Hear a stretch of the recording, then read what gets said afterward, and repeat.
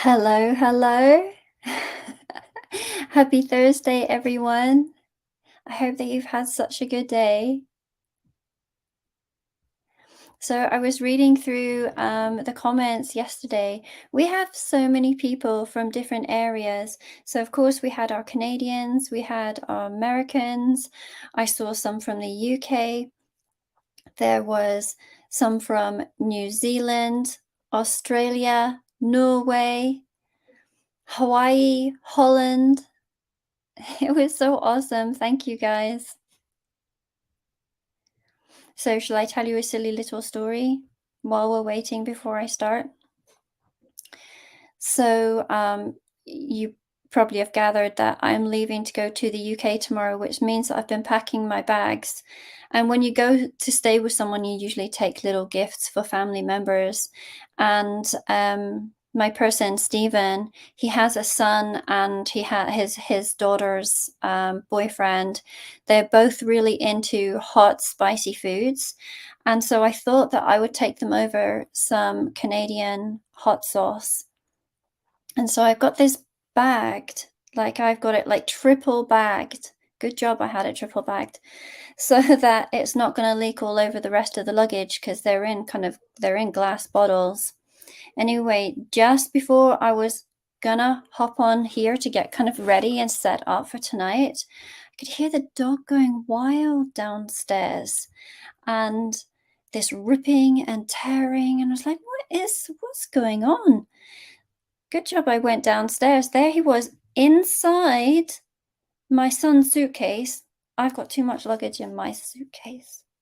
So he doesn't have so much luggage in his. And so he said, Mum, you can put some extras. So he brought his up today. So I put it in. So the dog is sitting inside the suitcase, ripping and tearing at all of the layers to try and get to this hot sauce. He's a ridiculous dog. Let me see if I can show you him.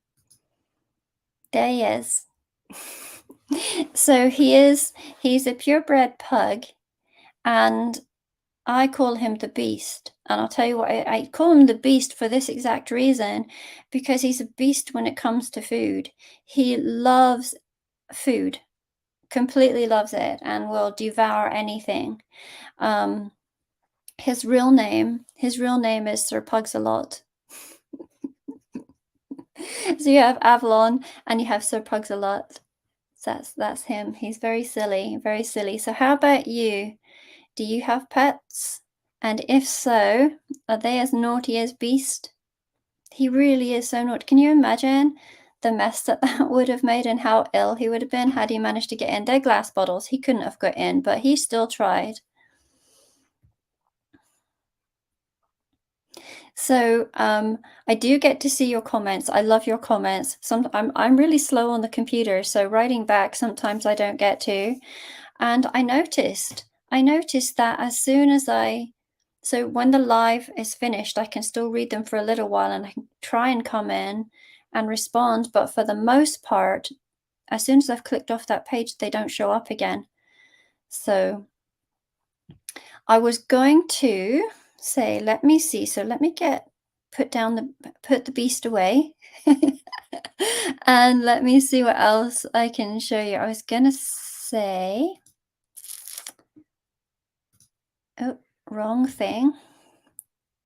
Let me see. I was going to talk to you about, here we go, this. Okay, the workbook, or somebody came up with a really good word, the guidebook. Okay, so to find it, okay, people have been asking where to find it. For those of you that have signed into the school, you will see the course. It says that, meet the reader.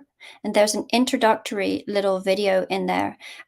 It's either going to be at the top of the video right here, or to the top right-hand corner, you will see an icon of a paperclip.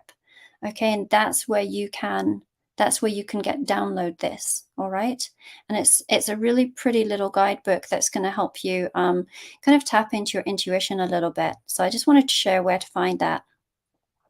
And then I made a little bit of a boo-boo yesterday when I sent out the email for replays, in that I forgot to I got so excited about sending it out that I forgot to add the link to the YouTube button. So if you press the button, nothing would happen. So today I'll be on top of that today. But I apologize to people who are waiting for the replay button to take them to the video from last night, and that didn't work.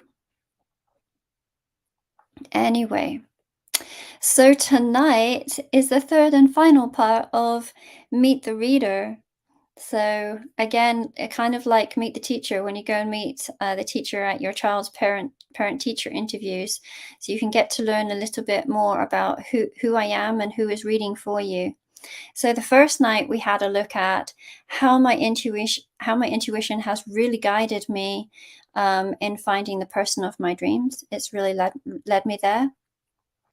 Last night, we looked at how my intuition and mindset led me from being homeless to living in the home of my dreams. And tonight, we're going to have a little look at how my intuition has guided me from moving from a place of poverty to one that now earns me over six figures. All right. So let me start by giving a little bit of childhood background there as well. So, we grew up in what Western society would be called poverty. My mum was a single parent until I was about the age of 12. And the home that I've talked about in the last couple of videos, the home where I was raised, my beloved childhood home, and the home of my person who purchased that home from my mum 30 years ago was actually bought for us. It was bought for my mum and for us children as a gift from my grandmother. She did that because we had nowhere else. And actually, I lived with my grandmother for a few months prior to us moving to that home. There was many times that mum would be crying because she didn't know how she was going to be able to feed me and my three brothers. Back in those days, there was milk and eggs were delivered by a milkman, and he would drop the bottles on your doorstep. And on Friday evenings would be the night that he would come by to collect the money for that week's worth of milk. So quite often our Friday night rituals would include having to go upstairs, turn off all of the lights in the house, and have a very dimly lit bedroom in my brother's rooms. They all shared one room. So that the milkman would think that we're actually not in, and then that would give mum another week in which she could come up with the money. Clothes were also a big issue, especially me being the girl. The three boys were able to kind of mix and match, share, or have hand-me-downs, but being the only girl, it was I didn't have many clothes. When I would get birthday or Christmas money, I would be really excited to go out and buy a few things. And actually, there was a lady who lived down the road from us. Her name was Annie, and she was a heroin addict. And she took pity on the ragamuffin, the little ragamuffin who lived up the road, and she would leave garbage bags filled with clothes that she had found for me in what were called jumble sales over in the UK. This was prior to the time that they had, secondhand stores for things like that. Being a girl, it actually wasn't really important that I needed an education. The expectation was for me to marry and that my husband would be the provider. And the only reason that I went to school was because my grandmother was not a member of the church, and under no circumstances would she not allow me to go to school. And she was our main benefactor, so that could not be ignored. However, my younger sister, who was like 13 years younger than me, wasn't quite as lucky. And soon after my grandmother had passed, she was taken out of school. And so she does not have a formal education. So I was lucky enough to attend elementary and high school. but I often did stay home to care for my little sister. English and biology. You can probably tell by the antique anatomy cards. Biology was one of my favorite subjects, that and English. And I remember during career guidance, they suggested that I perhaps take it to university level, maybe to be a journalist. And that would have been completely out of the question for me. I would be married, and my brothers would have their own path, which would include going on their missions and then being sent from the UK to the US, and they would be sent to university, and hopefully they would meet their potential wives there. You graduate school at 16 over in the UK. And so between the ages of 16 and 18, I was able to go and work in a hair salon, which I absolutely loved, and they loved me. And they took me on to start an apprenticeship. Apprenticeships back then for hairdressing were 5 years, so I was only able to complete a couple of those years, but my time spent with them was very memorable. And it was something that I loved. I loved the environment, I loved the training, I loved everything to do with it. However, I did move up to Scotland and I got married. My husband was not that good with money, and we didn't have children for the first 5 years of us being married. So it did mean within that first 5 years, I was able to work. When I did work, any money that I earned would be immediately handed over to him. And if there was something that I needed, then I would have to ask for it and give an explanation of why it was that I needed it. When I became pregnant with our first child, I wanted some nice things for the baby. Back in those days, you usually paid with cash in a little brown envelope. And what I did is I opened up a secret bank account, and I would put in a few pounds that I hoped would be unnoticed. I actually felt like a thief hiding my own money, but it was a good job that I did, because that's what bought our first necessities for our child. So my life was most definitely one of a constant struggle for money. My years after leaving the marriage, I used what skills I had to make money. I wanted to be at home with my children, and so what I did is I became a day home provider. In the UK, we would call that a childminder. And I did that for over 20 years. Once I moved into this home, the one that I had showed you yesterday, then I actually took on physically and mentally challenged adults and children. The adults, I had an adult that would live with me, had a Down syndrome lady that lived with me for, gosh, I think 13 years. And many children over that period of time I would give respite care to. I also had overseas students that would come over to Canada to learn English as a second language, and they would come and I would be a host family for them. This house, when it was filled at its brim, had 10 people living here. So I had 10 people living here. And then on top of that, it is a big house, so it could contain 10 quite easily. Okay, so we had the 10 people, but on top of that, I had 6 children under the age of 5 that I would look after. So on a daily basis, I would cook, clean, and care for 16 people every single day. The house was full, and it was a very happy and buzzing house. It was also the house where my children's friends would always come. This was kind of like the safe house. However, that wasn't a pace that I could keep up with, and my health was very much affected. In 2013, I had a heart attack. Soon after that, I had my first experience of something called timeline jumping. Have any of you experienced a timeline jump? Or do you understand or do you know what a timeline jump is? A timeline jump, and they're happening more and more and more frequently now. I see it so many times with this collective, but this was the first time I had experienced it in such a vivid way.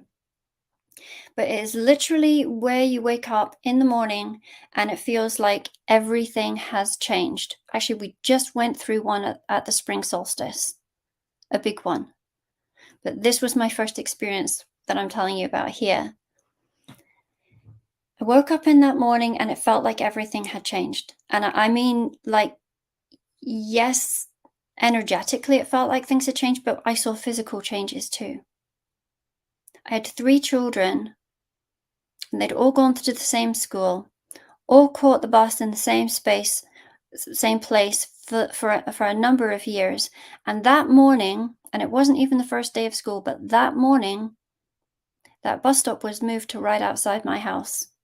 So my youngest son started catching the bus right outside my house, as if it had always been that way. This very same morning, my favorite radio station that had been called the River 1077,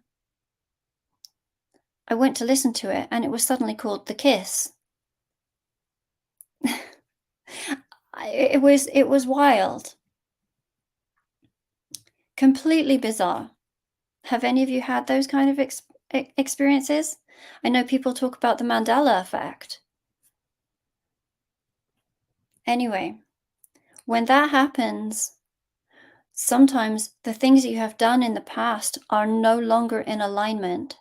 And all of the things that I had done, the people that I was caring for, the day home, all of that, it felt no longer in alignment for me.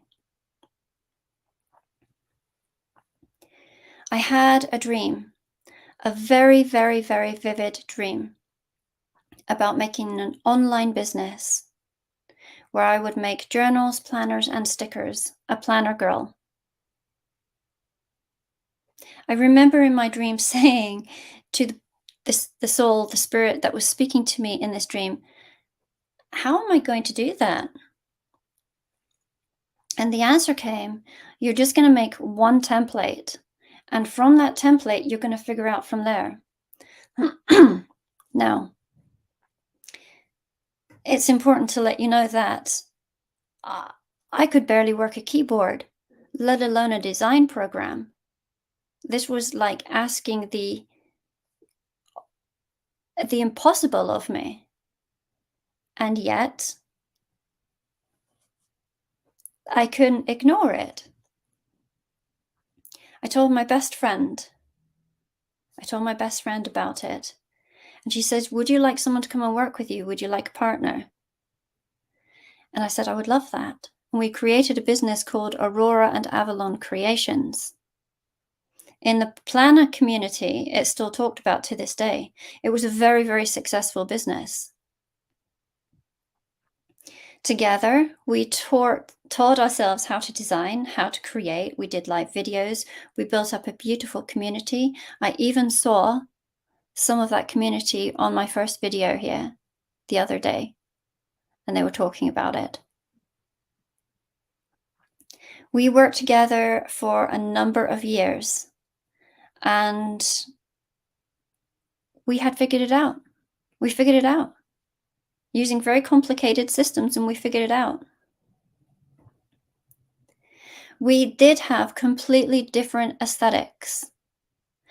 My aesthetics and design concepts were all spiritual aspects. They were things like the moon. They were moon journals, moon stickers. They were following the Sabbats and the seasons. They had a lot to do with tarot. And hers were really beautiful, adorable, hand-drawn characters that she's gone on to create her entire business from. Very successful business. Her business is called the Penny Pages. In those years, that's actually when I designed my first tarot deck. I made 50 of them. I made 50 of these sets, and they all sold really quickly. I still cannot find that original deck. I will find it for you one day and show it to you. We did go our separate ways, and at that point, I actually pulled back from designing. And I went on a path that took me back to my early roots of aesthetics.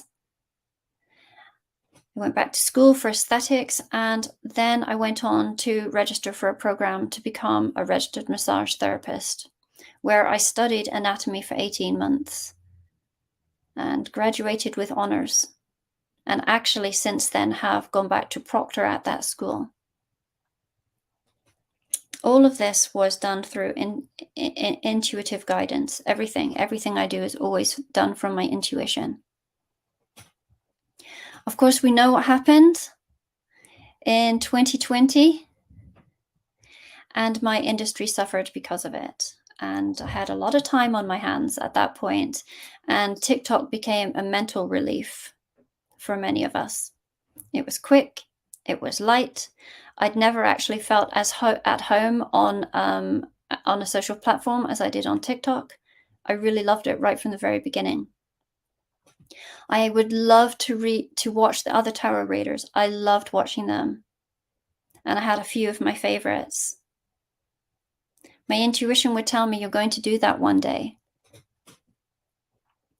Then that one day became a great big shove, and my soul was telling me, okay, it's time now, it's time to do it. And still, fraction of hesitation. I was trying to think about, okay, how am I going to do it? Which way am I going to do it?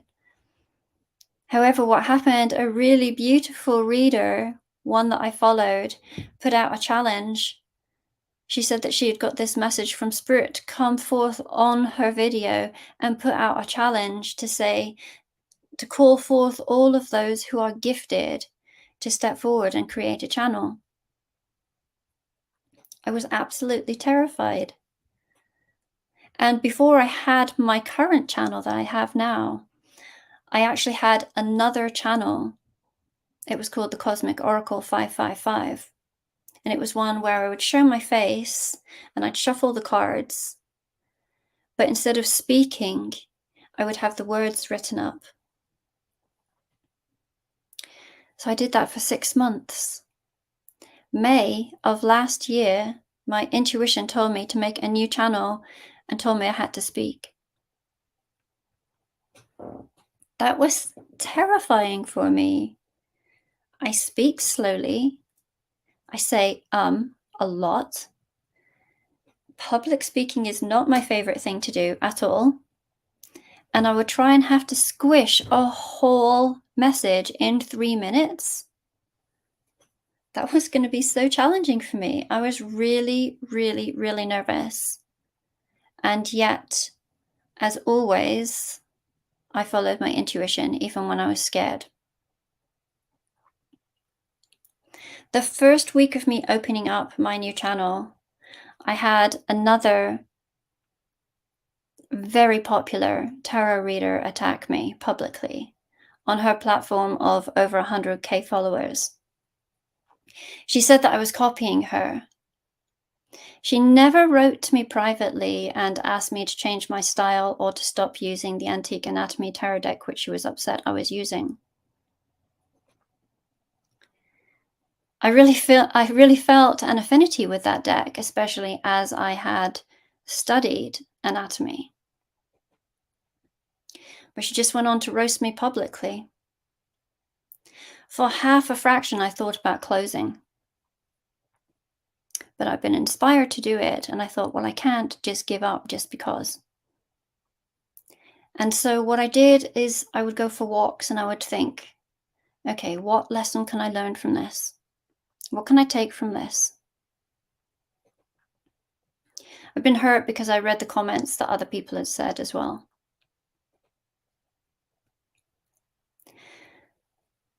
I realized through changing my mindset that she'd actually done me a favor. She'd done me a favor by saying that she thought that I was copying her. Because what I decided in that moment, that I would never allow another reader to say that I was copying them again. Because what I did is I brought in the cards that I'd already designed. I'd already designed them, I just wasn't going to share them at that point. Wasn't ready to share them, but I decided I'm going to bring in my own cards. They Ask the Tarot and the Cosmic Oracle, and I'm going to use them. How can anyone say I'm copying when I'm actually using my own cards? Viewers loved my cards and my readings, and within a few months, between selling the cards and people wanting to purchase readings, I was having consistent 10K months. It was May the 31st of last year that I opened that new TikTok.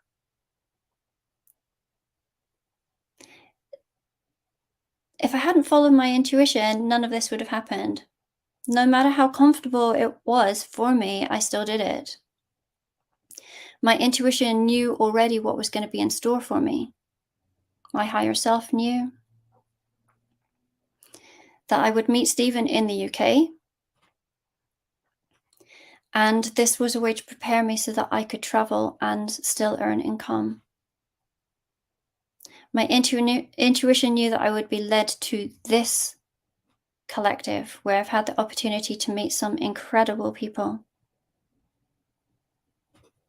My life has been blessed in so many ways by you.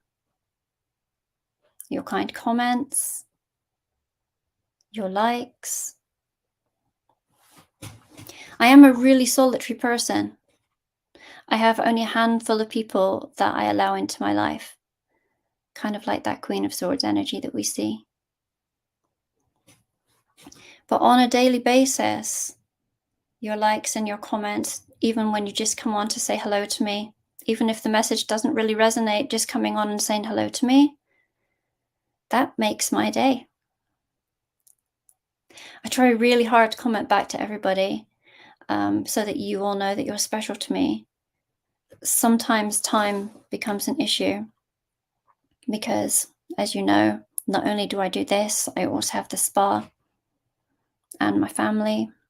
They're a little older now, a little more responsible, but they're still around and need help a lot sometimes. All of this because of my intuition. Because of my intuition, I have an incredible love story. I have a beautiful home. I have a business where I get to work with you.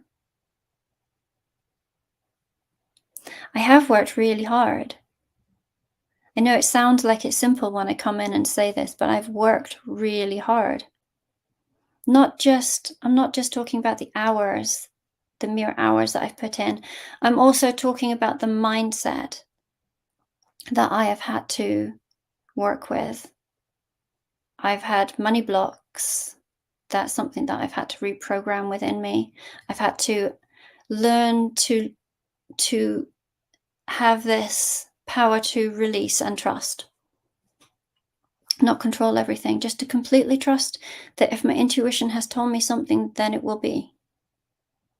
And just to continue on doing what I'm to do, and the universe will make a way for me.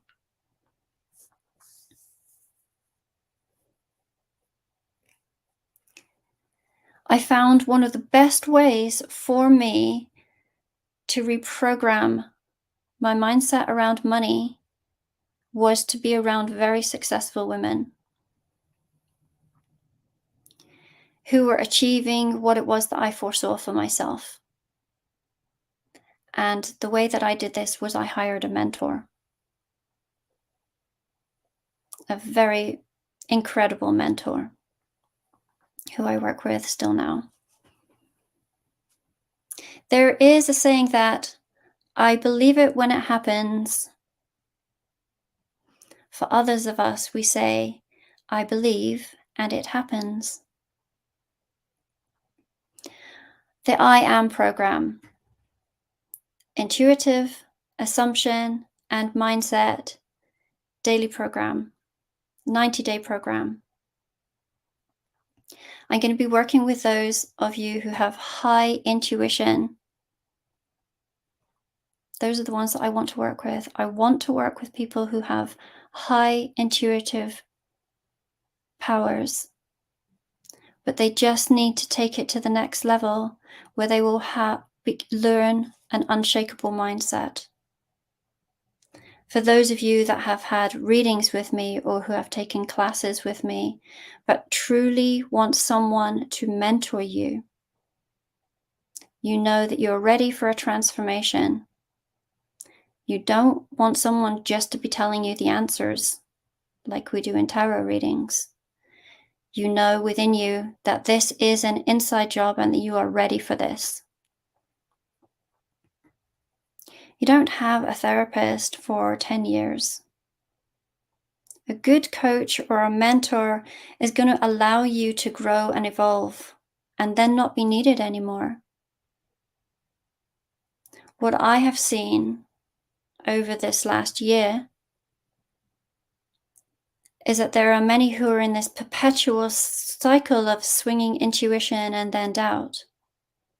I'm here to mentor those that want change, that's going to take them to the next level. And this is an incredible opportunity. 1111 for a 3-month program. It's actually less than getting multiple readings. I have people who come to me regularly, weekly. It would be less for you to take this course. For me, it's not necessarily about the money. It's because I care for this collective. It truly is. It genuinely is. I care for this collective and I want to see them progress to the next step. I am going to add a link to this. I tried to add it in the chat yesterday, but then the chat disappears. So once this live is over and it's up for the replay, I'm going to add the link underneath here. I still have a few spots available. I'll also send out an email to those that are subscribed with the link if I don't forget to add it this time. Be careful. The doors will close to this program on midnight, the 11th of April, so in a few days. And the chances are that this is the only time I'm going to run this program. So people who are saying, I'm going to come in and do this later, I have no plans to redo this. I have no plans to redo this. This is for those who want to do it now. On April the 11th at midnight, then the doors will be closed and all of these videos will be removed from YouTube. Tomorrow is so exciting for me. Tomorrow I fly to the UK. And, you know, we've done these 3 lives and it's becoming it's becoming a habit. And I was wondering if some of you might like for me to post up some videos take you a little bit on my journey. Maybe show you a little bit around my hometown of where I grew up, maybe up in London. Some really fun things that I have got going on with Stephen when I go over there. So let me know if you would like me to post up some little things of what's happening over the next little while. Sending you all so much love. Have a wonderful evening and we will chat later.